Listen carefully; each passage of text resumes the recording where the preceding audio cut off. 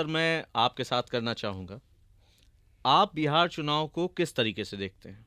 ये बिहार चुनाव मोदी की ब्रांड, नीतीश की साफ-सुथरी छवि और संगठन की मेहनत के नाम पे ये समराइज़ कर देना चाहिए या कुछ चीज़ें हैं, इनका मूल्यांकन बहुत ज़रूरी है?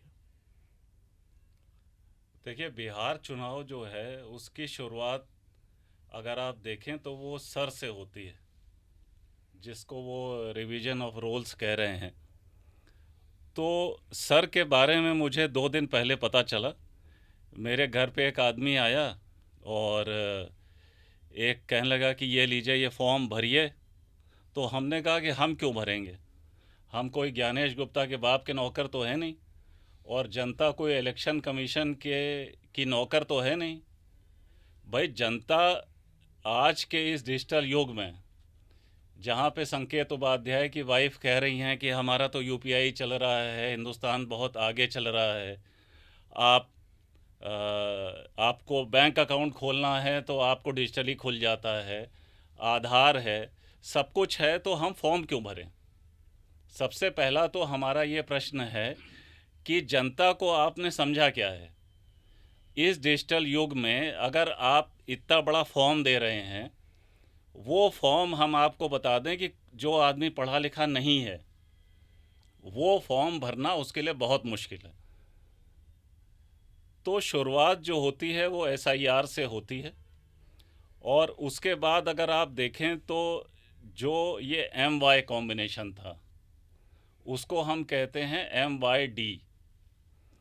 एम से है मुस्लिम, वाई से यादव, और डी से है डायनेस्टी। तो अब ये MYD का ज़माना चला गया।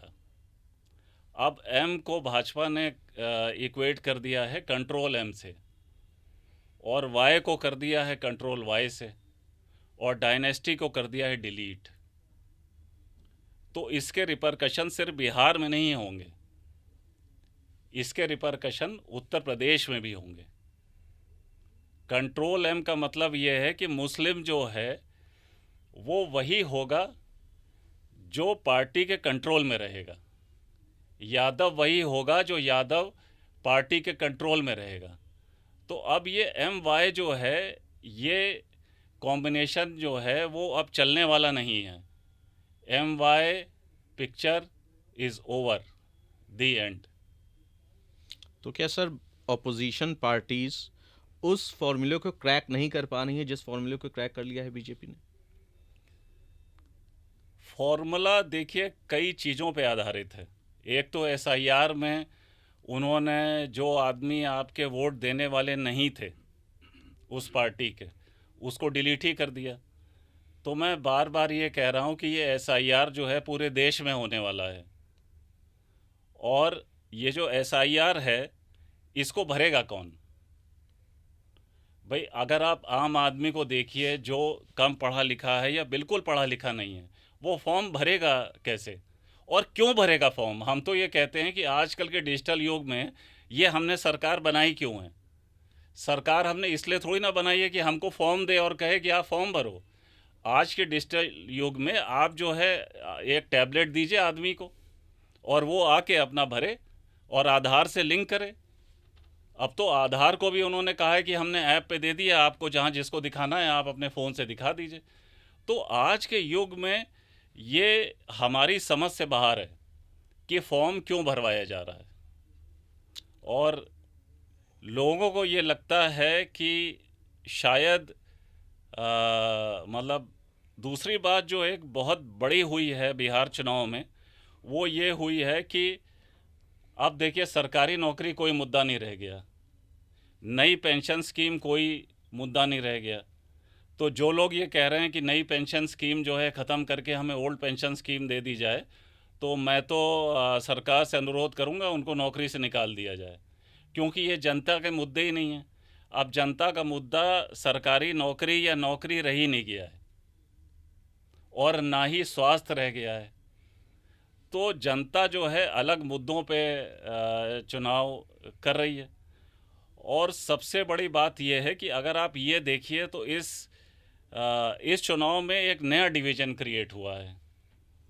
हिंदू मुस्लिम के बाद अब जो है महिला पुरुष में डिफरेंशिएशन शुरू हो गया है, क्योंकि सारी पार्टियां जो हैं वो पैसा दे रही हैं महिलाओं को, तो पुरुष बेचारे जाएंगे कहाँ, आप बताइए। वैसे ही जितने हमारे कानून हैं वो सब महिलाओं की तरफ हैं, सारे लोग पैसा उन्हीं को दे रहे हैं, तो बिहारी आदमी के हाथ में आया क्या है? वो तो बेचारा जो है जाएगा गुजरात में अपना लेबर का काम करेगा, और यहाँ महिला को पैसा दे रही है सरकार। तो सरकार जब महिला को पैसा दे रही है तो सरकार जो है वो महिला का हस्बैंड हो गई है, तो अब सरकार को ही सारी शादियां कर लेनी चाहिए, और आदमी हिंदुस्तान के कहाँ जाएंगे ये मेरे को समझ में से बाहर है, क्योंकि आदमियों को या तो हिंदुस्तान छोड़ना पड़ेगा, क्योंकि अब उनका कोई नाम लेवा ही नहीं बचा है आदमियों का, कानून उनकी तरफ है नहीं, पैसा सब आप दे रहे हो महिलाओं को, सारी स्कीम है महिलाओं की, चाहे लाडली बहन हो। अरे लाडली बहन है तो लाडला भैया नहीं हो सकता क्या? ये भाई बहन और आदमी औरत में क्यों डिफरेंशिएशन हो रहा है? राजेंद्र जी, आपसे यहाँ समझना चाहूँगा मैं कि बीजेपी के कार्यकर्ताओं की मेहनत की बात हो रही है, संगठन की बात हो रही है, मोदी ब्रांड की बात हो रही है, नीतीश जी की साफ सुथरी छवि की बात हो रही है, लेकिन एसआईआर की बात क्यों नहीं हो रही और क्यों नहीं करनी चाहिए? वोट चोरी की बात क्यों नहीं करनी चाहिए? जिस तत्परता के साथ उन मुद्दों पे बात की जा रही है, उसको हाईलाइट किया जा रहा है, इन मुद्दों को उतनी वैल्यू क्यों नहीं दी जा रही है? भाई ये तो विपक्ष का काम है, एसआईआर पे अगर वो कुछ कमी देख रहे हैं तो उसको उनको बताना चाहिए, और पब्लिक को उससे सहमत भी होना चाहिए। जब एसआईआर के बारे में चुनाव में, सुप्रीम कोर्ट में, सब जगह जाके बात हुई, और उसके बाद विपक्ष को समझना चाहिए था कि पब्लिक के अंदर इस चीज़ को लेके कोई करंट नहीं आ रहा है, तो और चुनाव परिणाम ने भी बता दिया कि इस इशू को लेके पब्लिक ने कोई नाराज़गी थी ही एसआईआर मुद्दा नहीं था। ठीक है ना। और जो बात मोदी जी या और लोगों ने आके बताई, उससे वो भी सहमत हुए, पब्लिक वहाँ की सारी लोग। और बीजेपी का जो विपक्ष का जो प्रचार था, वो प्रचार बीजेपी की घोषणाओं और बीजेपी के प्लान के आगे फ्लॉप हो गया, मुझे जो लगता है बिहार में। और उत्तर प्रदेश में ये चलेगा ऐसा मुझे लग नहीं रहा है कि ये इसको बहुत चला पाएंगे। इसकी वजह ये है कि सरकार की तरफ से तो लोग आ रहे हैं फॉर्म देने के लिए, बीजेपी के लोग भी आ रहे हैं फॉर्म देने के लिए, और जिनको भरना है वो अपना भरने के बारे में भी बात करेंगे, चीज़ें करेंगे। लेकिन विपक्ष इस इशू को लेके अभी तक उत्तर प्रदेश में तो कुछ कर नहीं पाया, और बिहार में उसने जो किया उसका पब्लिक ने इसका जवाब जनादेश ने दे दिया। तो बिहार में ये एसआईआर का कोई इशू, कोई गंभीर नुकसान किसी तरीके का कर नहीं पाया। सर, यहाँ पर एसआईआर और वोट चोरी, लेवल प्लेइंग फील्ड, इसको मुद्दा ही नहीं माना जा रहा, और इसके जवाब में एक बात कही जा रही है कि इन सब का जवाब है जनादेश। आपका क्या कहना है इस पे? हमारा तो ये कहना है कि वो बेकार कह रहे हैं कि वन नेशन वन इलेक्शन। अगर हम वाकई देश प्रेमी हैं तो हमारा तो ये होना चाहिए मकसद, वन नेशन नो इलेक्शन। देखिए, इलेक्शन ही नहीं होगा तो आप कोई रेवड़ी बांट नहीं पाएंगे, हमारा पैसा बचेगा, और एसआईआर करने की ज़रूरत नहीं होगी, लोगों को फॉर्म भरने की ज़रूरत ही नहीं होगी। देखिए, इसकी जो है नींव तैयार हो गई थी 2023 में, जब चीफ इलेक्शन कमिश्नर एक्ट 2023 पारित हुआ, तो उसमें पहले जो है चीफ जस्टिस ऑफ इंडिया, उस 3 मेंबर कमेटी के 3 लोगों की कमेटी थी, जिसमें एक चीफ जस्टिस ऑफ इंडिया हुआ करते थे, उनको हटा के अब कर दिया एनी मिनिस्टर। अब उसमें है prime minister, leader of opposition plus any cabinet minister. तो अब leader of opposition is useless, क्योंकि वो 2:1 से सब कुछ रूल कर लेंगे। दूसरा, हमारा तो ये मानना है कि हम तो अब देख रहे हैं कि जिस सिस्टम में ग्रीवेंस रिड्रेसल का कोई मैकेनिज़्म ना हो, वो डेमोक्रेसी तो हो नहीं सकती। आज की तारीख में आप चीफ इलेक्शन कमिश्नर और उनके जितने भी लोग हैं, उनके खिलाफ कोई भी मुकदमा ना सिविल ना क्रिमिनल दाखिल कर सकते हैं। ये इम्यूनिटी उनको देने का मतलब ये है कि हम जो है ये राजतंत्र की तरफ बढ़ रहे हैं, और जब आदमी गलत कर रहा है तो हम कहाँ जाएंगे? हम, आप बताइए कहाँ जाएं? अगर हमारा ये मानना है या विपक्ष का मानना है कि चीफ इलेक्शन कमिश्नर गलत काम कर रहे हैं, एसआईआर गलत हो रही है, तो हम कहाँ जाएंगे? हम कहीं उनके खिलाफ जा नहीं सकते। जब जा नहीं सकते तो ये एक्सरसाइज इन फ्यूटिलिटी है। ये इलेक्शन ख़त्म होने चाहिए। अब हमको डिसाइड कर लेना चाहिए कि जितनी हिंदी बेल्ट है वो भाजपा के पास रहेगी और 2-4 जो स्टेट हैं साउथ साउथ के वो उन लोगों को दे दिए जाएंगे। और जिस तरह से सिंगापुर में डेमोक्रेसी है, सिंगापुर में इस तरह से डेमोक्रेसी है कि 80 सीट हैं तो वो 10 सीट अपोजिशन को दे देते हैं कि लो तुमको भी प्रसाद दे दिया है, तुम ये 10 सीट हमारी 70 हमारी है। तो अब वैसे ही हम लोग कर लें, खर्चा ख़त्म हो जाएगा। ना कोई लाडली बहन योजना होगी, ना जीविका वालों को 10,000 रुपये दिया जाएगा, पैसा बचेगा वो डेवलपमेंट में लगेगा। तो ये मुद्दा इसलिए नहीं है कि मुद्दे को ले कहाँ जाएं, आप ये बताइए। पाकिस्तान के पास चले जाएं क्या, या यूएन के पास चले जाएं, जब हम सुप्रीम कोर्ट जा नहीं सकते। लोग हमेशा ये कहते हैं कि विपक्ष जो है क्यों नहीं जाता है। अरे वो कहाँ लेके जाए, जब आपने कानून ही बदल दिया है, तो जब कानून बदल दिया है तो सब कुछ बदल देना चाहिए। अगर आप कह रहे हैं कि ये डेमोक्रेसी का अंत है, ये डेमोक्रेसी के अंत की तरफ हम लोग बढ़ रहे हैं। तो फिर जनता तक ये बात क्यों नहीं पहुंची? अरे जनता तो देखिए, हम तो मोदी जी के भक्त हैं। उन्होंने कहा था कि जनता को बेवकूफ़ समझना बंद करिए। तो इसमें जो क्वालिफाइंग लाइन है वो समझना है, हमने समझना छोड़ दिया है। अब हम जनता को मतलब हमने बेवकूफ़ समझना छोड़ दिया है। आप बात समझने की कोशिश करिए, क्योंकि जनता को इस चीज़ से मतलब ही नहीं है। वो अपने 2 वक्त की रोटी कमाएगी कि इन सब चीज़ों में लगी रहेगी। और विपक्ष की देखिए खामियां हैं। खामियां जैसे मैंने आपको बताया कि ये जो MY कॉम्बिनेशन है ये ख़त्म हो गया। कोई भी आदमी इस समय मुस्लिम और यादव को वोट नहीं देना चाहता है। उसका रीज़न ये है कि जैसे ही ये सत्ता में आते हैं, हालांकि जितने भी लोग सत्ता में आते हैं वो सब बेकाबू हो जाते हैं, लेकिन अब लोगों को ये नहीं पसंद आ रहा है कि मुस्लिम और यादव बेकाबू हों। लोग नहीं चाह रहे हैं, जैसे जनता नहीं चाह रही है कि मुस्लिम और यादव, और वो भी डायनेस्टी की बात हो रही है। इसीलिए मैं ये कह रहा हूँ कि आने वाले उत्तर प्रदेश के चुनाव में ये MYD नहीं चलेगा, क्योंकि यहाँ भी वही MY का फॉर्मूला है, डायनेस्टी पॉलिटिक्स है।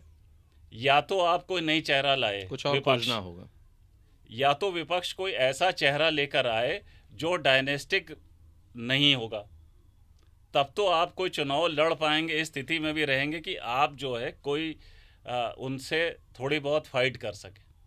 और सर में जो आप ये जो लोग समझ रहे हैं कि सिर्फ मुसलमान कटेंगे, मैं आपको अभी लिख के दे रहा हूँ, RSS सुन ले, और सर में सबसे ज़्यादा हिंदू लोगों के वोट कटेंगे।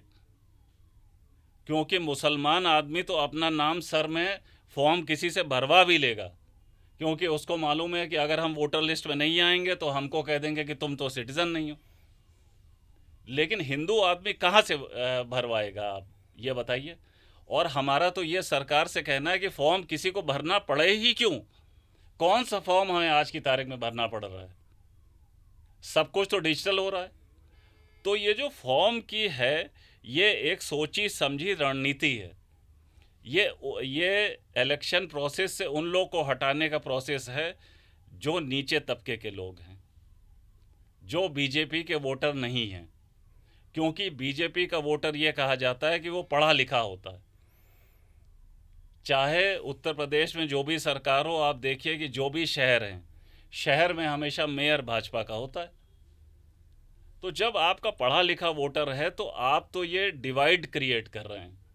और ये डिवाइड जो है फॉर्म भरा के क्यों क्रिएट किया जा रहा है, ये क्रिएट किया गया है, किसी ने सोची समझी रणनीति है कि हमें फॉर्म भरवाना है। नहीं तो ये काम डिजिटली भी हो सकता है। हम ये नहीं कह रहे हैं कि आप पुनरीक्षण मत करिए। और ये हिंदुस्तान के इतिहास में पहली बार पुनरीक्षण नहीं हो रहा है। हमने तो नौकरी की है, हर 2 साल में पुनरीक्षण होता है, लेकिन ये पुनरीक्षण फॉर्म भरने वाला नहीं होता है। और दूसरा BLO है, BLA है, उसके सब आप नियम बदले चले जा रहे हैं और कोई ग्रीवेंस रिड्रेसल मैकेनिज्म है नहीं, तो कौन कहाँ जाएगा। इसीलिए हम कह रहे हैं 1 नेशन नो इलेक्शन। खत्म कर दो। आपका कहना है सुनवाई कहीं हो नहीं रही है। सुनवाई का कोई माध्यम नहीं है, माध्यम नहीं है। होने की तो बात छोड़ ठीक दीजिए। बात, ठीक हमको आप जो है कोई कानून में रास्ता छोड़ा दिखाइए, नहीं है। आप कानून में दिखाइए कि रास्ता कहाँ है। सर यहाँ आपसे समझना चाहूँगा कि जैसे आपने आंकड़ों की बात अभी की भी थी, पिछले 15 साल के आंकड़े उतने बदले नहीं हैं बिहार में, लेकिन इस बार की जीत अप्रत्याशित मानी जा रही है। क्या वजह है इसकी?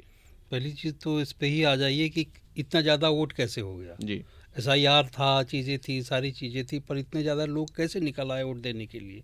तो उनका लोकतंत्र में विश्वास है, ठीक है ना। इस चुनावी सिस्टम से बिहार में जो सबसे जागरूक राज्य है देश का, राजनीति में सबसे ज़्यादा, इतनी ज़्यादा राजनीति करते कि उन्होंने अभी अपने पिछड़ेपन पे कभी बात ही नहीं किया, ठीक है ना। देश में सबसे निचले स्तर पे पहुंच गए, लेकिन राजनीतिक रूप से बहुत जागरूक है। वो सब लोग इतना ज़्यादा SIR के विवाद के बाद भी वोट डालने आए। और उसमें ऐसा नहीं है कि सब पढ़े लिखे ही हैं या सब बेपढ़े लिखे लोग, सबसे ज़्यादा पहली बार वोट डालने आए, तो इसका मतलब है सबका लोकतंत्र में विश्वास है। रही बात SIR की, SIR की जो खामियां हैं, चीज़ें हैं, अगर लोगों का को लगेगा विरोध करेंगे तो सरकार उस पर कुछ संशोधन भी करेगी, और बिल्कुल। सुप्रीम कोर्ट में वो मामला ख़त्म नहीं हुआ, बिल्कुल बिल्कुल। अभी चल रहा है। आधार का उन्होंने तमाम विरोध के बाद, चुनाव आयोग के इसके बाद भी उन्होंने उसको जोड़ा है स्पेस कि ऑफ इम्प्रूवमेंट हाँ, है। आपका वैकल्पिक उसमें दिया हुआ जी, है, जी, आपके जी। पास कोई डॉक्यूमेंट नहीं है, आप वो रख दीजिए। जी, जो SIR का फॉर्म है उसको आप देखिए, उसमें कहते हैं कि 2003 का में आप अगर थे तो आपको ये चीज़ें करनी है, कुछ फॉर्म भरना है, जी। वो BLO भराएगा, आप उससे क्वेरी करोगे, चीज़ें करोगे, तो जो भी सिस्टम है, अभी फॉर्म बंटना शुरू हुए हैं, यहाँ भी आएगा सब लोगों। हो सकता है कि टिपिकल फॉर्म हो भरने में, सब लोग न भर पा रहे हों, तो कोई ना कोई BLO मदद करेगा। जो पार्टियां हैं अपने अपने लोग लगा रही हैं, कि चाहे समाजवादी पार्टी हो, BJP हो, या जो भी जितनी भी पार्टियां, कांग्रेस हैं, सब लोग अपने लोग तैयार कर रहे हैं कि भाई अपने अपने मोहल्ले में जाइए और चीज़ें करिए। इस काम में BJP गंभीरता दिखा रही, बाकी लोग सब बातें छौंक रहे हैं, ठीक बात है। ठीक है ना। जो बीजेपी ने बिहार में भी इस मामले में गंभीरता दिखाई, यहाँ भी कर रहे हैं। वहाँ के उनके लोग आपके पास आ रहे हैं कि भाई फॉर्म भरने में दिक्कत हो तो आप बताइए, हम भरवा देते हैं, चीज़ें करा देते हैं, जो भी ये 4 चीज़ें चाहिए वो लोग आगे आ रहे हैं। पर समाजवादी पार्टी की तरफ से या कांग्रेस की तरफ से किसी शहर के, हम तो नहीं जान रहे कि जहाँ हम रहते हैं वहाँ कोई किसी का फ़ोन आया हो ठीक बात। कि भाई अगर 4 लोग जानने वाले हों तो उनका हम भरवा दें, उनके यहाँ पूछवा लीजिए। तो इस तरह का तो अभी प्रोसेस है नहीं। रही बात जो बिहार में आया है, रिजल्ट आया, वो सब BJP की मेहनत भी है और नीतीश जी का सुशासन भी है। जहाँ विपक्ष बिखरा हुआ रहा था, वहाँ BJP के जितने भी लोग थे बहुत एकजुट होकर अपना काम कर रहे थे, पब्लिक के बीच में जा रहे थे, अपनी बात कह रहे थे। जो स्कीम का लाभ देना है उसका संदेश वहाँ तक पहुँचा दिया। ये काम अगर हम अपनी बात कह पा रहे हैं तो आप हमारी कमियां निकालिए ना। ठीक बात। जब विपक्ष कमी निकाल ही नहीं पा रहा है, बता ही नहीं पा रहा है कि हम ये क्या कर रहे हैं, आप लंबी लंबी बातें कर रहे हैं, पब्लिक के उन इशू को छू ही नहीं रहे हैं जिससे पब्लिक खड़ी हो और आपके अगेंस्ट जाए। ठीक बात। ठीक है ना। तो वो इशू विपक्ष का काम BJP अपने लिए थोड़ी करेगी, या BJP के लोग अपने लिए नहीं करेंगे। उन्होंने अपनी बात कही, जनता तक ठीक से पहुंचाया। यही काम महाराष्ट्र में किया था, यही काम यहाँ भी किया। यहाँ विपक्ष आपस में लड़ रहा था और NDA का अपना एकजुट होकर अपने काम कर रहे थे, अपनी सीटों पे ध्यान दे रहे थे। उत्तर प्रदेश से भी तमाम लोग गए और देशों से, राज्यों से तमाम लोग गए। आपके लोग वहाँ जाके क्या कर रहे थे? अगर पब्लिक के बीच में कनेक्ट जोड़ रहे थे तो आपका वोट बढ़ना चाहिए था। ठीक बात है। लेकिन ना कांग्रेस का वोट बढ़ा, ना JDU का वोट बढ़ा। जबकि अखिलेश यादव भी इस बार प्रचार करने गए तो उन्होंने चुनाव नहीं लड़ा। इवन सबसे गजब बात है, जैसे मुस्लिम हैं, ये पार्टियां आज की तारीख में मुस्लिम कैंडिडेट को वोट देने में संकोच करने लगी।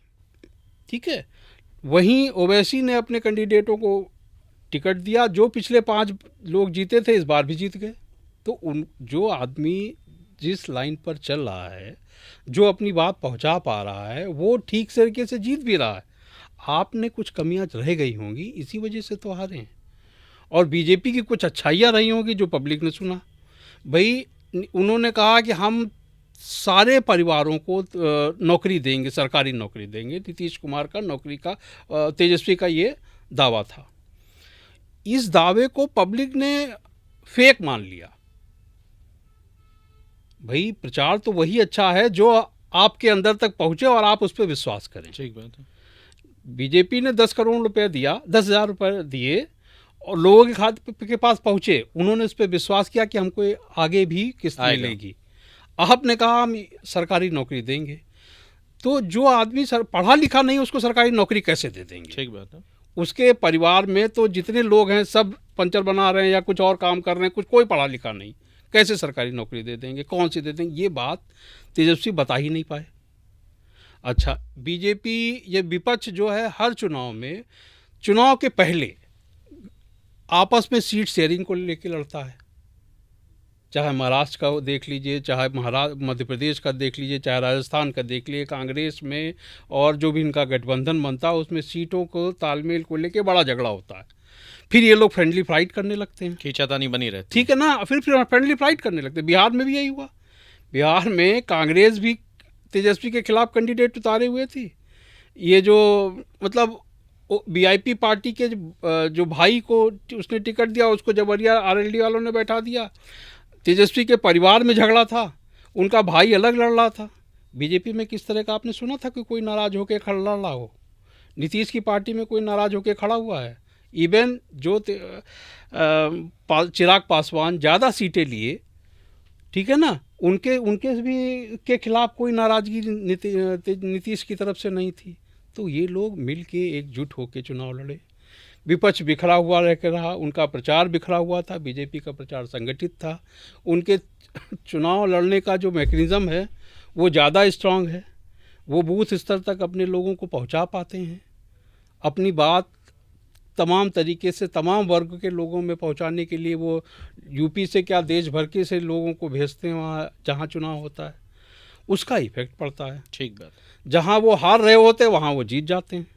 सबसे बड़ा करिश्मा और तो यही जहाँ होता जीत है। रहे होते हैं वहाँ फिर से जीत जाते हैं। वहाँ फिर से जीत जाते तो हैं। आपको नहीं लगता सर कि परसेप्शन मेकिंग हो, अलायंस हो, चेहरे का चुनाव हो, संगठन हो, जमीन पर काम हो, कहीं ना कहीं बीजेपी हावी है और कोई अपना नया विकल्प तैयार नहीं कर पा रहा? ये भी एक बहुत बड़ी वजह है।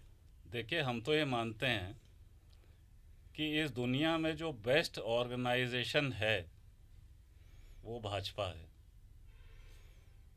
बेस्ट ऑर्गेनाइजेशन की बात करना है सारे कॉरपोरेट वर्ल्ड की, पूरे वर्ल्ड की। भाजपा ने हिंदुस्तान में पहली बार दिखा दिया कि मीडिया की क्या औकात होती है, कैसे मीडिया को कंट्रोल किया जाता है, कैसे अपने पार्टी के लोगों को कंट्रोल किया जाता है, कैसे विपक्ष को कंट्रोल किया जाता है। भाई दूसरी तरफ विपक्ष जो है वो मोहब्बत की बात करता है, तो मोहब्बत का तो कोई रोल ही नहीं है पॉलिटिक्स में। पॉलिटिक्स तो सत्ता का एक गेम है। सर आप तारीफ भी कर रहे हैं लेकिन सरकाजम के साथ। नहीं, हम सरकाजम के साथ नहीं कर रहे हैं। इस बात की तो मैं भाजपा की जितनी प्रशंसा की जाए वो कम है कि हिंदुस्तान के इतिहास में उन्होंने मीडिया को पहली बार ऐसा दिखा दिया कि मीडिया को कंट्रोल कैसे किया जाता है, और ये और पार्टियों को भी सीखना चाहिए। देखिए, भाजपा के साथ सबसे अच्छी बात यह है कि वो भारतीय जनता पार्टी नहीं है, वो है ब्यूरोक्रेटिक जनता पार्टी। वहाँ हर एक चीज़ ब्यूरोक्रेसी से तय होती है।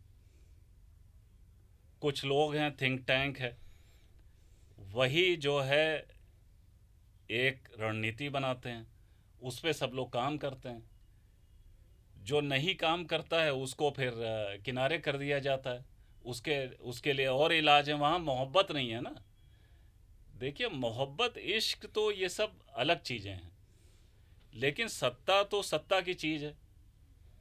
अब राहुल गांधी कहते तो हैं कि अगर इलेक्शन कमिश्नर कुछ गलत कर रहे हैं तो सरकार बदल जाएगी। अरे सरकार बदलेगी, जो आदमी अपने बाप के हत्यारे को माफ़ कर देगा वो देश के हत्यारे को क्यों नहीं माफ़ कर पाएगा?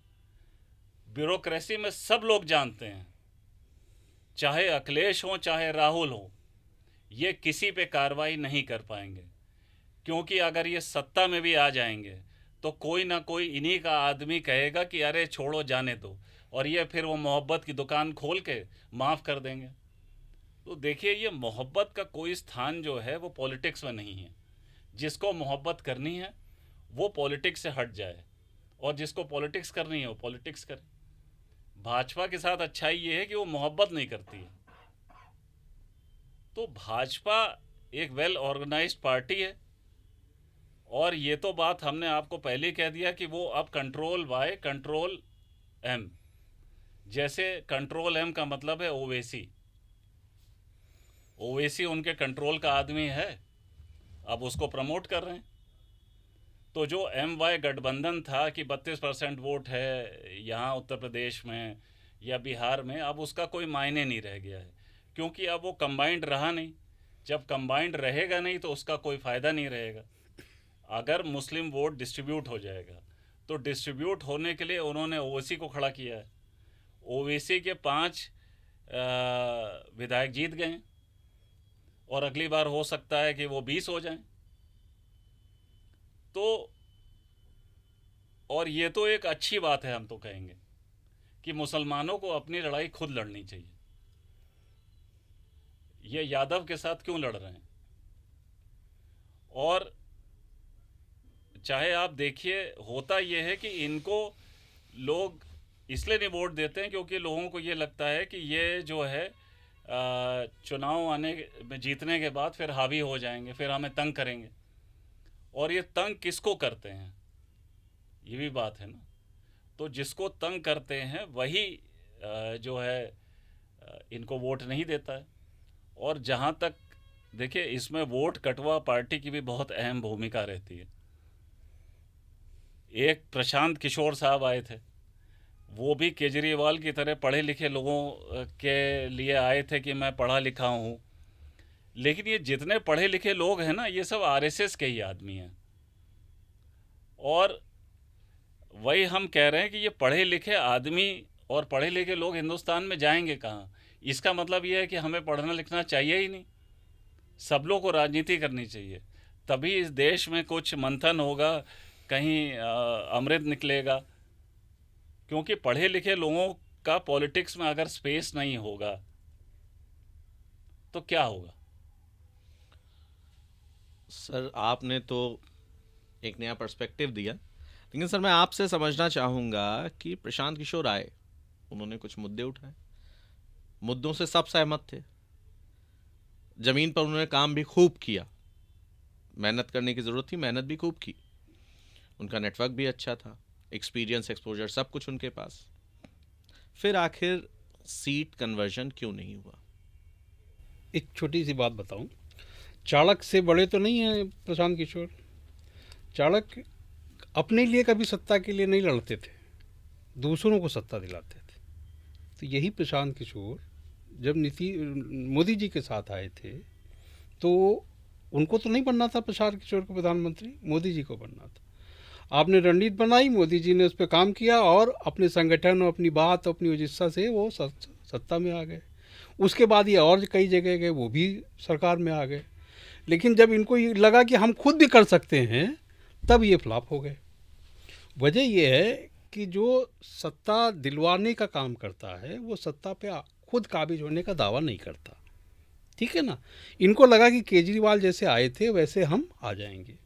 तो केजरीवाल जब पहली बार आए थे तो अपने पूर्ण बहुमत से नहीं आ पाए थे, कुछ कमी रह गई थी। ये अंदाज़ा लगा लिए थे कि हम बिहार में बहुत अच्छे अच्छे मुद्दे उठाएंगे और पब्लिक हमारे साथ आके जुटेगी और हमको सरकार सत्ता में ऐसी स्थिति में ला देगी कि हमारे बिना सरकार नहीं बनेगी। लेकिन उस बिहार की सिस्टम को वो भूल गए थे, और दूसरा बीजेपी की ताकत को भी वो भूल गए थे कि ये बोलते रहें चीज़ें होती रहेंगी। तो इनका जो इशू था वो इतना फ्लॉप हुआ कि उसका लाभ बीजेपी और नीतीश कुमार को हुआ है इस चुनाव में। और अभी ये अगर आज ये हार के बैठे नहीं तो अगले 10 साल में ये एक बड़े नेता होंगे बिहार के। लेकिन तब जब भाजपा की नीतियों से बहुत लोग नाराज़ हो जाएंगे तब। अभी तो फिलहाल ये बीजेपी के शासन में ये आगे नहीं बढ़ पाएंगे, क्योंकि जिस तरह से सिस्टम है वो इनको आगे बढ़ने नहीं देगा, क्योंकि इनके पास संगठन नहीं। अच्छी बातें होना और आपको घर से निकाल के वोट बूथ तक लाना, ये एक मैकेनिज़्म है लोगों का। इसमें बड़ा श्रम लगता है। क्यों लोग एक बूथ 10 यूथ बनाते हैं? ये इसीलिए बनाते हैं कि हर घर में लोग जाएं और लोगों को बताएं कि हमारी पॉलिसी ये है, हम आगे ये करना चाहते हैं और हमको आप आके वोट दीजिए, हमारा कैंडिडेट ये है। क्योंकि हर कैंडिडेट हर आदमी से नहीं पहुंच पाता। ये जो बीजेपी के लोगों का सिस्टम है, संघ का उसमें सहयोग है, सारी चीज़ें ये और लोगों की पार्टी के पास है नहीं, और पार्टियां इसके लिए प्रयास भी नहीं कर रही हैं। भाई कांग्रेस इतने सालों से सत्ता में नहीं, तो क्या उत्तर प्रदेश में उन्होंने बहुत अपना संगठन कमियों मजबूत कर लिया? नहीं कर पाए, कर ही नहीं पा रहे हैं, करना चाहते भी नहीं हैं। जबकि भाजपा इस मामले में लगातार प्रयासरत है कि इसको कमज़ोर नहीं होने देना। हमारा एक विधायक हार जाए कोई समस्या नहीं, लेकिन हम इस मैकेनिज्म को बनाए रखेंगे तो पता चलता है अगले बार वो जो जिस सीट से हारे थे उस सीट से ज़्यादा वोटों से जीत के आ जाते हैं। या आप पूरी हिस्ट्री उठा के देख लीजिए। देखिए, हमारा तो ये मानना है, ये फिर ब्यूरोक्रेटिक जनता पार्टी है। इसमें एक रणनीति तैयार की गई, प्रशांत किशोर को एक रोल दिया गया, प्रशांत किशोर ने वो रोल बखूबी निभाया और उनको बढ़िया फंडिंग की गई। फंडिंग उनको किसने की? नवयुग इंजीनियरिंग ने। नवयुग इंजीनियरिंग किसकी बेनामी कंपनी है वो आप खुद ही सब लोग जानते हैं किसकी है। तो देखिए, ऐसा है कि बीजेपी वाले ना सबके लिए एक रोल तय करते हैं, तो प्रशांत किशोर के लिए भी रोल तय किया।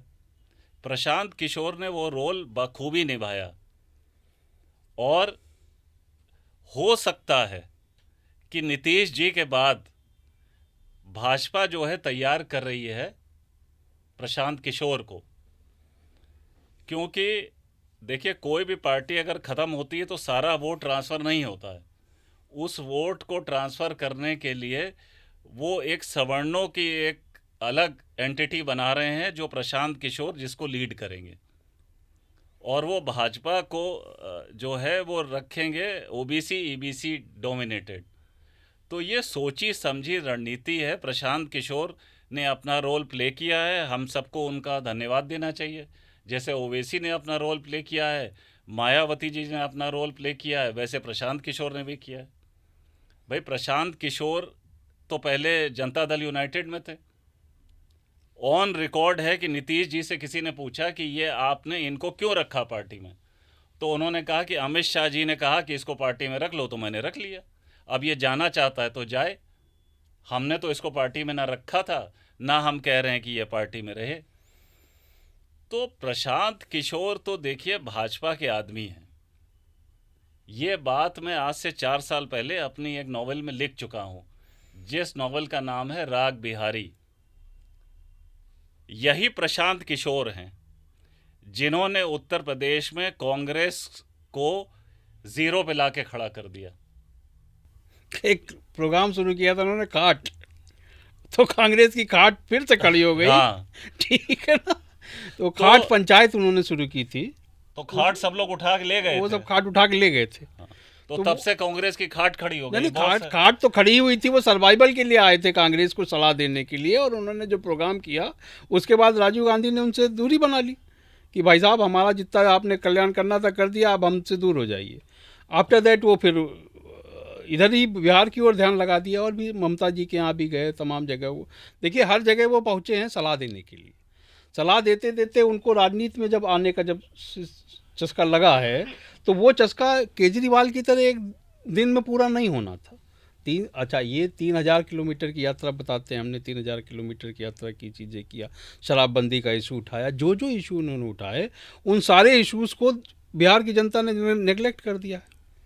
खाली इन्हीं के ही नेगलेक्ट नहीं, राहुल गांधी के भी इशू को नेगलेक्ट किया, तेजस्वी के इशू को भी नेगलेक्ट किया, इनके भी इशू को नेगलेक्ट किया।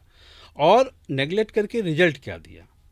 रिजल्ट ये दिया कि नीतीश जी और बीजेपी मिलकर सरकार बनाए, और वो कर रहे हैं। इस पूरे रिजल्ट का परिणाम यही, संकेत यही है कि हमको आप मंजूर हैं और आपकी पॉलिसी में मंजूर है।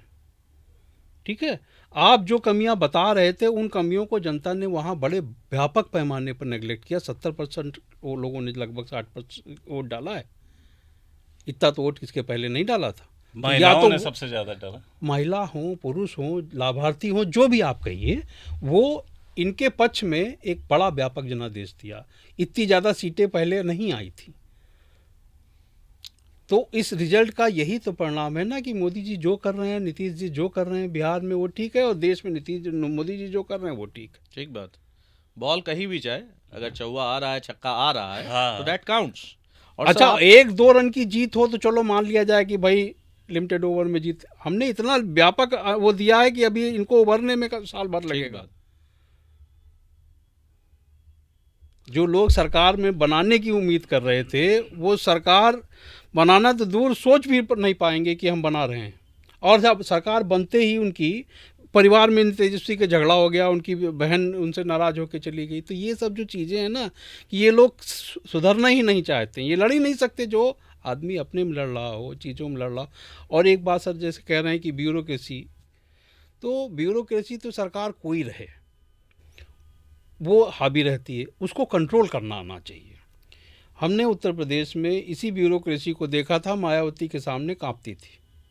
वो जो कहती थी उसका वो बना के प्लान लाते थे, और प्लान अपने हिसाब से मायावती उसको लागू करवाती थी। ठीक है, उस प्लान को लागू करने में कभी कोई कमी नहीं रही। अंबेडकर विलेज बनवाने की स्कीम लाई थी उस वक्त, और यही लोग बड़े मीन मेख निकाल रहे थे। लेकिन ये ब्यूरोक्रेसी उस वक्त बिल्कुल ठीक चल रही थी। बाद में अखिलेश जी आए तो उनको राय देने लगे, तो अखिलेश चाहे जी तो रिवर फ्रंट वाला राय देना हो, मतलब उनको अपनी तरफ से राय देने। लेकिन जब अखिलेश जी सख्त हुए तो कई काम हुए। योगी जी जब आए तो उन्होंने पहले सबसे समझा कि ये सरकार को कैसे सिस्टम में लाना है, काम करना है, चीज़ें करना है, हम पहले समझ लें, फिर इनके हम नखरे देखेंगे। तो आज की तारीख में ब्यूरोक्रेसी हावी हो, चीज़ें हों, लेकिन जिस दिन वो अर्दब में आ जाते हैं तो सीधे किए जाते हैं। दिल्ली में जो सिस्टम है वहाँ का, आज पूरा प्लान होता है, चीज़ें हैं, बताई जाती हैं। जो भी आज की तारीख में आपको कोई ऐसी स्कीम नहीं लग रही होगी जो मिसफायर कर रही हो सरकार की, और एक के बाद एक प्लान आता है। अभी थोड़े दिन बाद वो महिला आयोग का, जो महिलाओं के लिए जो कानून आने जा रहा है, उसका भी अभी आपको इफेक्ट दिखेगा। जैसे अभी आपने बिहार में महिलाओं को 10,000 रुपये देने का जो फ़ायदा देखा है, थोड़ी दिन बाद आपको महिलाओं को जो राजनीति में लाने के लिए कानून लाया जा रहा है, उसका भी आप अपना देखेंगे। तो एक बात है, इनके पास लगातार प्लान भी हैं कि हमको इस फेज के बाद तरकश क्या भरे करना हुए है, इसके बाद हमको क्या करना है, इसके बाद हमको क्या करना है। सर यहाँ मैं सहमत हूँ, और आपसे समझना चाहूँगा कि महिलाओं की बात आप करते हैं, SIR की बात आप करते हैं, वोट चोरी की बात आप करते हैं, लेकिन क्या ये बात हम आप नहीं करते हैं, विपक्ष करता है। क्या ये बात नहीं कहनी चाहिए कि वाकई में कोई क्रेडिबल फेस, एक अच्छा विकल्प तैयार हो ही नहीं रहा है? और अगर कोई अच्छा फेस, अच्छा विकल्प तैयार नहीं है, और चलती हुई सरकार से सब संतुष्ट हैं, तो बेचैनी तो है ही नहीं सत्ता बदलने की। तो हम तो ये कह रहे हैं कि इलेक्शन कराने की ज़रूरत ही क्या है फिर?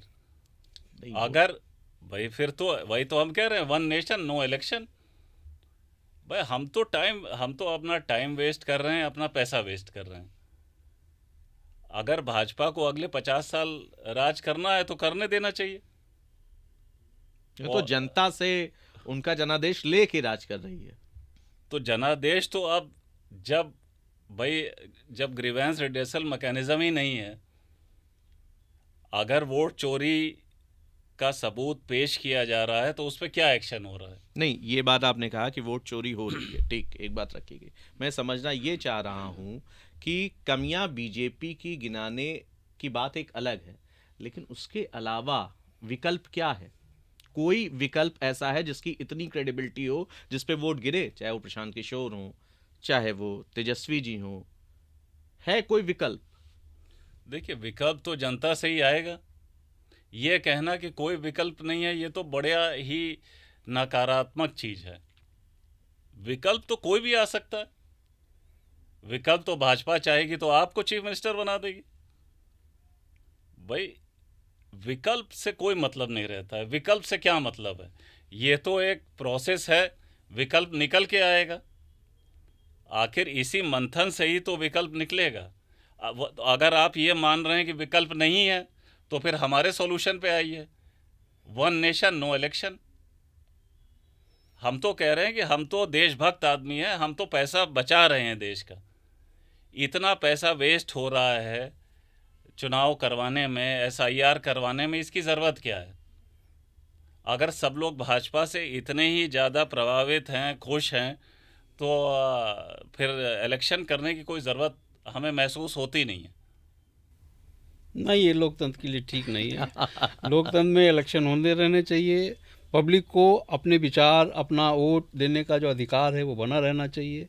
कब किस चीज़ पर किसी चीज़ को कोई अच्छी लगे, ठीक ये लोकतंत्र के लिए मौका मिलते देखिए, रहना चाहिए। पानी चलता रहेगा तो ठीक रहता है। चुनाव होते रहने चाहिए, और चाहे वन नेशन वन इलेक्शन के जरिए हों, चाहे जैसे भी हों, एक प्रोसेस है लोकतंत्र की। आज किसी नेता को आप नहीं पसंद कर रहे हैं, कल को आप उसी नेता को हो सकता पसंद करने लगे, उसकी कोई बात आपको बहुत अच्छी लगे, और हमारी कोई बहुत अच्छी बात जो सरकार में है उनकी बात आपको ठीक न न लगे। भाई, हमने उत्तर प्रदेश में देखा है ना, मुलायम सिंह, मायावती, कल्याण सिंह, इन सब की कोई बात पब्लिक को बहुत अच्छी लगी थी और बहुत बड़े नेता बन गए थे, ठीक है ना। और उसी जनता ने इनको किसी चुनाव में हरा भी दिया। तो ऐसा नहीं है कि लोग हराते नहीं या किसी चीज़। भाई, विकल्प का एक समय, कांग्रेस के समय तो कोई सोच ही नहीं रहा था विपक्ष भी कोई चीज़ होगी, लगातार जीतते चले आ रहे थे। फिर कोई निकला, कोई और निकला, कोई और निकला, और सरकारें बदली। तो आज ये इतनी जोर की बदली कि कांग्रेस अभी तक के सोच ही नहीं पा रही है कि जो कांग्रेस के पीछे लोग लगते थे, आज वो कांग्रेस हर राज्य में किसी न किसी क्षेत्रीय दल से समझौता करती हुई घूम रही। तो ये बीजेपी की ताकत का भी है और कांग्रेस की कमियों का भी है सर, दोनों ही चीज़ें हम कहेंगे। ठीक बात। तो देखिए, मैंने आपको ब्यूरोक्रेटिक तरीके से आपका जवाब आप ही के मुंह से निकलवा लिया कि आप कह रहे थे कोई ऑल्टरनेटिव नहीं है। तो हम तो कह रहे हैं, जब आप कह रहे हैं ऑल्टरनेटिव नहीं, तो चुनाव ना कराइए। और अगर आप ये मान रहे हैं कि ये हमको डेमोक्रेसी चलाए रखना है, तो भाई कराइए, कोई ना कोई निकलेगा। ये कहना कि कोई है नहीं, देखिए बहुत निकले, ऐसे ऐसे लोग बने जिन्होंने कभी सोचा नहीं था। देवेगौड़ा, आई के गुजराल, नरसिम्हा अरे राव। भाई, यूथ में जो जैन जी हो रहा है, इसमें केजरीवाल को लोगों ने देखा 14 में ये कुछ नहीं थे और पता चला सरकार बन गई, चीज़ें हो गए, और आज की तारीख में एक लीडर है। तो विकल्प तो देखिए कहीं ना कहीं पल ही रहा है। ये तो सृष्टि है, यहाँ विकल्प सबका है। राजन जी, आपसे समझना चाहूँगा कि इतनी भयानक हार, इसके बाद विपक्ष के नेताओं का क्या भविष्य है? और एक चीज़ और इसमें जोड़ना चाहूँगा, एक प्रश्न और जोड़ना चाहूँगा कि सीएम का चेहरा एनडीए की तरफ से कौन होगा? देखिए, पहले तो सवाल एनडीए की तरफ से चेहरा कौन होगा। चेहरा तो नीतीश कुमार ही है, और उनको ही अभी सीएम बनाया जाएगा। जो प्रोसेस है वो प्रोसेस हो जाएगी, उसमें कोई बात नहीं, क्योंकि इन्हीं के नाम पर वोट पाए हैं, इनके सुशासन की बात हुई है, सारी चीज़ें रहीं। तो चुनाव के तत्काल बाद उनको बदल दिया जाए, जो जैसे तमाम बात आ रही कि इनकी जगह हम बीजेपी वाले अपना ले आएंगे। देखिए, बीजेपी बड़ी पार्टी हुई है, नंबर 1 पे पहुंची है, देर सवेर उनका सीएम बनेगा बिहार में, लेकिन अभी तो नीतीश कुमार ही उसके वो रहेंगे। जब तक उनका स्वास्थ्य ठीक रहता है, साथ देता है, तब जी। तक वो वहाँ रहेंगे। और अब रही बात, जो बिहार में जो लोग बहुत बुरी गति को पाए हैं उनमें उन सबको अपनी हार पर बहुत समीक्षा करनी चाहिए। बेसिकली तेजस्वी यादव का जो माई समीकरण है, जो भी सिस्टम उन्होंने बनाया, उसमें कोई नया वोट नहीं जोड़ नहीं पाए। लालू यादव ने जो जोड़ा था वो इन्होंने ये उन्हीं की विरासत को चला रहे हैं। अपना एक कोई नया वोट उनको जोड़ने की ज़रूरत है, कुर्मी वोट जोड़ने की ज़रूरत है, जैसे चिराग पासवान ने किया तमाम लोगों को जोड़ने की। दूसरा, इन्होंने जो गलतियां की हैं, तमाम मुस्लिम नेताओं को वोट दिया, यादव लोगों को वोट दिया जो ज़्यादा थे, और जातियों को जोड़ने के लिए उनके लोगों को लाना चाहिए था। अखिलेश यादव ने जैसे यहाँ यूपी में प्रयोग किया था, वैसा उनको करना चाहिए था। दूसरा, कांग्रेस के साथ चुनाव लड़ रहे थे, कांग्रेस को हरवा रहे थे, लेफ्ट पार्टी को कांग्रेस हरवाने लग गई। तो ये जो आपस में जो महागठबंधन की जो ये चीज़ें हैं, ये जब तक चलेंगी तब तक इन नेता रहेंगे इनके, लेकिन पार्टियां चुनाव हारती रहेंगी। ठीक है ना। तो इन लोगों को अपने सिस्टम से थोड़ा देखना चाहिए कि हमारी कमियां क्या हैं, और खाली मोदी जी की बुराई करके आप कुछ हासिल नहीं कर सकते। अगर खाली मोदी जी की बुराई करके, नीतीश जी की बुराई करके जनता के बीच में सोचेंगे भीड़ इकट्ठा कर ले तो कर लें, लेकिन सरकार में नहीं पहुंच सकते। उसके लिए आपको ग्राउंड में कुछ इशू पे बात करनी होगी, लोगों की मुद्दे उठाने होंगे और उन मुद्दों को वाजिब तरीके से उठाना होगा। ये नहीं है कि हम 3.5 करोड़ लोगों को सरकारी नौकरी दे देंगे। तो सरकारी नौकरी ऐसे थोड़ी दिया जा सकता है कि आपका जब मन आया राजा की तरह आप कह देंगे दे वोट वोट दे देंगे। उसका एक प्रोसेस होता है, कौन कौन सी नौकरियां देंगे, एक पूरा प्लान बताने की ज़रूरत है, तब जाके आपके पब्लिक आप पे विश्वास करेगी। प्रचार वही फायदेमंद होता है जो लोग समझ पाएँ, जो उनको लगे कि विश्वसनीय हाँ हो। ये विश्वसनीय है, ये बात हो सकती है। जो हो नहीं सकती उसके बारे में सब बात दिखाएंगे तो आप हारेंगे, और ऐसा पीछे भी हुआ है और आगे भी होगा। सर आपका क्या टेक है जुमलेबाजी पे? देखिए, हमारा तो ये मानना है कि अब सरकारी नौकरी तो कोई मुद्दा रहा नहीं है। आपको बताया, एक हमारे पास एक कार्ड आया था जब हम छोटे थे, तो उस पे लिखा था कि कृपया उपहार लाने का कष्ट ना करें। तो हमने पिताजी से कहा था कि ये तो बहुत अच्छे आदमी हैं, ये तो कह रहे हैं कि कोई आप उपहार लाएं ना। तो उन्होंने कहा कि तुमने समझा नहीं, इसमें लिखा है कि उपहार नहीं लाना है, कैश देना है। तो अब मुद्दा ये है कि वोटर को जो है ना वो कैश चाहिए, चाहे आप डायरेक्ट बेनिफिट ट्रांसफ़र करिए या फिर वैसे कैश दीजिए।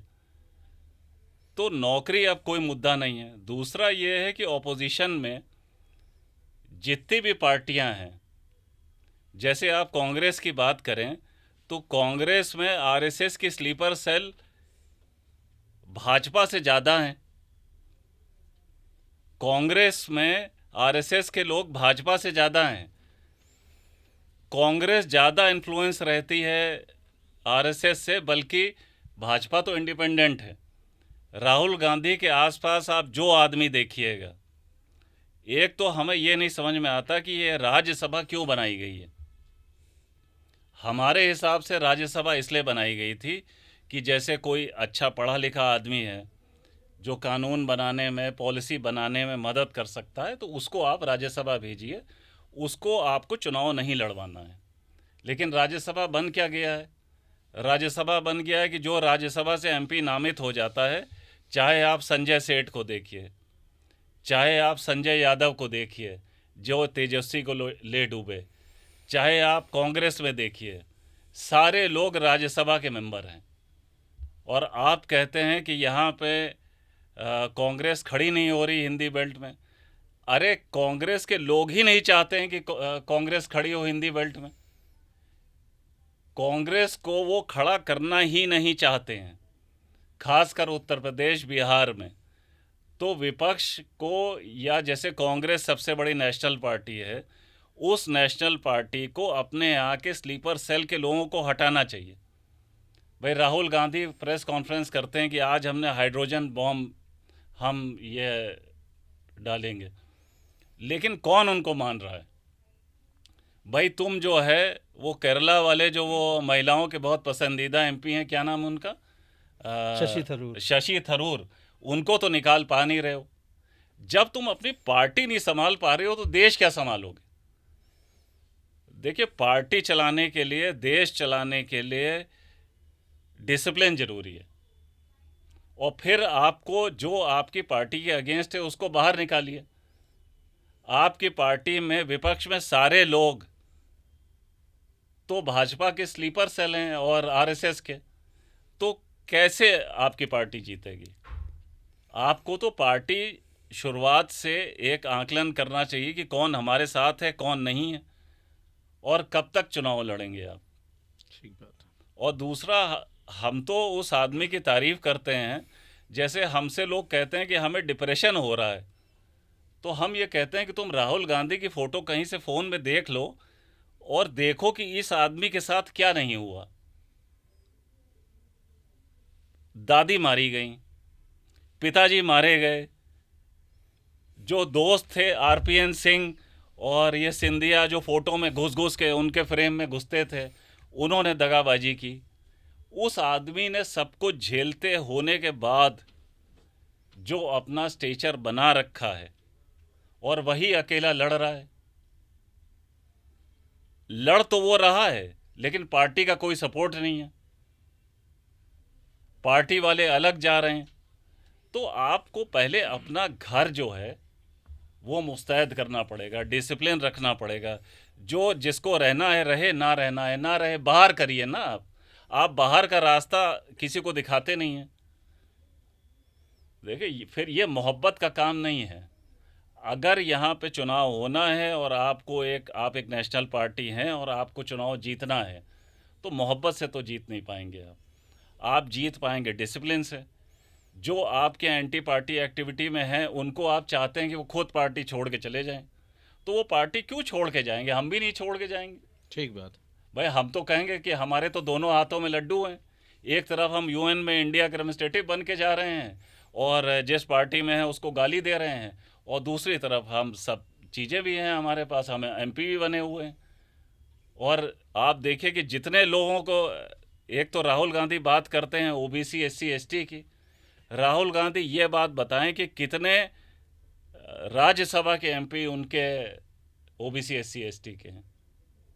उन्होंने बना रखा है मध्य प्रदेश से विवेक तन्खा को, क्या यूज़लेस, यहाँ पे प्रमोद तिवारी को, इसी तरह राजीव शुक्ला को।